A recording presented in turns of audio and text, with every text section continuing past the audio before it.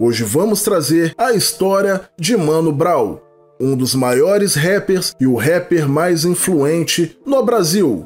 Mas antes, deixe o seu like e se inscreva em nosso canal.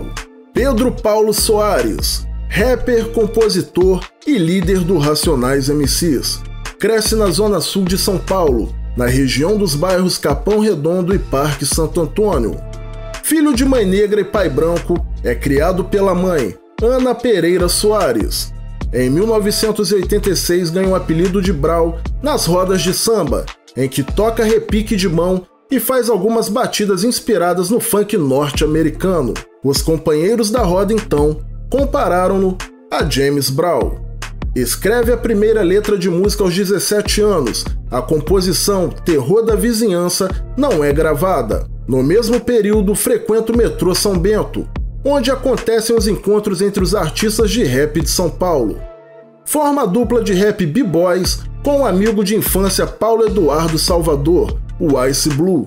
Os B-Boys participam de alguns concursos e eventos e chamam a atenção do público, com suas letras que descrevem o cotidiano violento da periferia.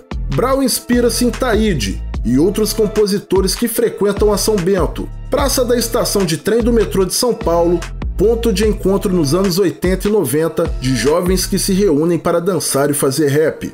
Taíde é um dos primeiros rappers brasileiros que ele vê cantar na televisão e esboça uma crítica social em suas letras. Mano Brown inicia a transição para um discurso mais engajado. Mano Brown e Ice Blue conhecem Ed Rock e KLJ no fim dos anos 80, e os quatro se juntam para formar o Racionais MCs. A coletânea Consciência Black lança as primeiras músicas do grupo, Pânico na Zona Sul e Tempos Difíceis. O grupo grava 5 discos, Holocausto Urbano em 1990, Escolha Seu Caminho em 1993, Raio X Brasil em 1994, Sobrevivendo no Inferno em 1997 e Nada Como um Dia Após o Outro Dia em 2002. Mano Brown destaca-se como principal compositor e autor dos clássicos que marcam cada fase do Racionais: Pânico na Zona Sul, Fim de Semana no Parque, Capítulo 4, Versículo 3, Fórmula Mágica da Paz, Diário de um Detento, em parceria com Jocenir Prado, Vida Louca, Eu Sou um 57, Jesus Chorou, e em parceria com Ed Rock, Voz Ativa, Homem na Estrada e Negro Drama. Como produtor, participa dos discos Provérbios 13 do grupo 509E, lançado em 2000, e Supernova Samba Funk, da banda Black Hill, lançada em 2011. Sem lançar disco com Racionais desde 2002, Brown criou o coletivo Big Bang Bank Johnson em 2009, com outros artistas de rap, como Ice Blue, Elhão, Sandrão e DJ Cia, integrantes do grupo RZO, Dom Pichote do Bronx, integrantes do grupo Rosana Bronx. O grupo não tinha formação nem repertórios fixos e apresentavam-se regularmente na noite paulistana.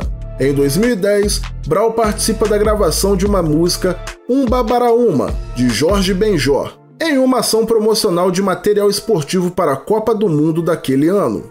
2 anos depois, compõe Mil Faces de um Homem Leal, para um documentário sobre o guerrilheiro Carlos Marighella, do diretor Silvio Tendler. Mano Brown é um dos artistas mais importantes do rap brasileiro, o que estabelece um estilo dentro do gênero. Suas letras registram a linguagem do jovem morador da periferia paulistana, no uso das gírias e vocabulário. É seguido por uma legião de fãs, que reconhece nele uma voz que representa a sociedade. Suas letras retratam situações cotidianas da periferia paulistana, e muitas vezes ele se coloca no papel do personagem marginalizado nas músicas que canta. Homem na Estrada retrata a dificuldade de um ex-presidiário em retomar uma vida social digna. Diário de um Detento, por sua vez, narra em primeira pessoa os acontecimentos referentes ao massacre do Carandiru, que resulta na morte de 111 presos, sob a ótica de um detento, Jocenir Prado, coautor da música. Tô ouvindo alguém me chamar, traz os conflitos morais de um traficante de drogas e artigo 157. É o relato do dia a dia de um assaltante. A escrita detalhada, A presença de um narrador e a sequência cronológica fazem com que alguns de seus raps sejam comparados com as narrativas jornalísticas e cinematográficas. A fluência com que canta é reconhecido graças ao ritmo e harmonia, com divisões próprias e timbres de voz potente. Seu estilo de compor inicialmente apresenta uma mensagem direta, com poucos versos, como o rap Pânico na Zona Sul.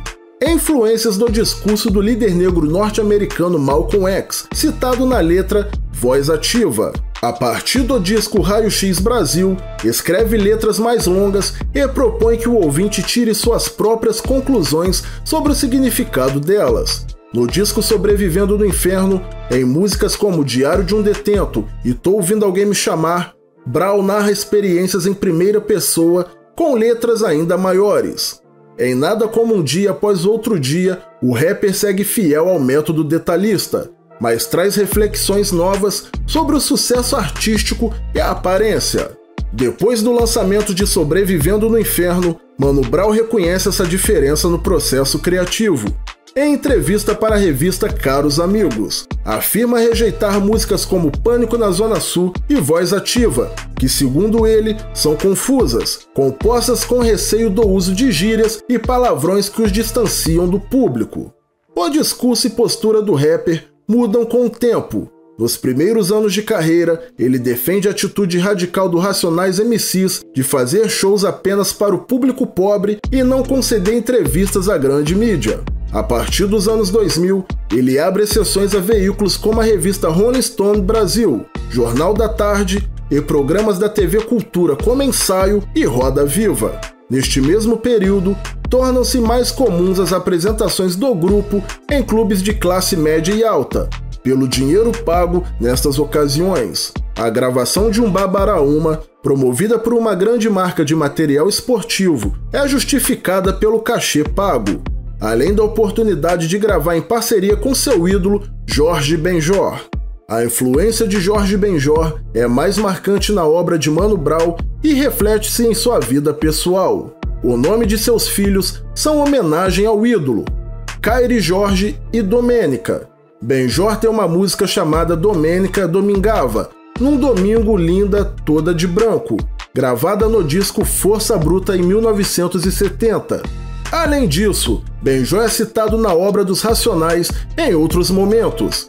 Versos dele são sampleados no refrão de Fim de Semana do Parque.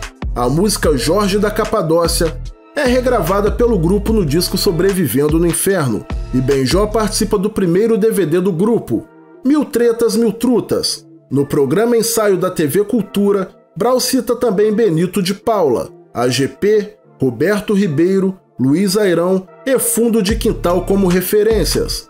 O grupo de rap norte-americano Public Enemy e o artista jamaicano Bob Marley também são inspirações. Brown refere-se ao músico de reggae como filho de pai branco e mãe negra como ele.